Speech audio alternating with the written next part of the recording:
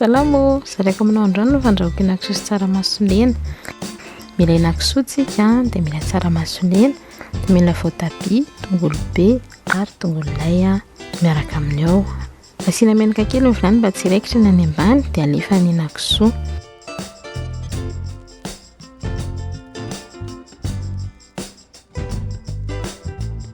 Avela ao mendimendy mba hitsonika ny taviny. Rehefa izay dia alefa ny tongolo be sy ny tongolo lay.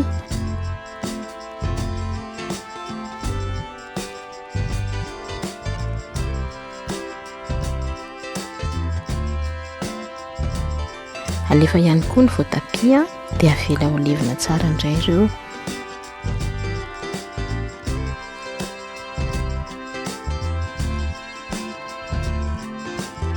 Arotsaka ny tsaramaso lena.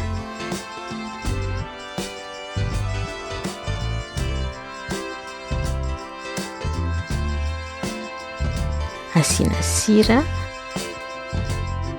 asiana poivre,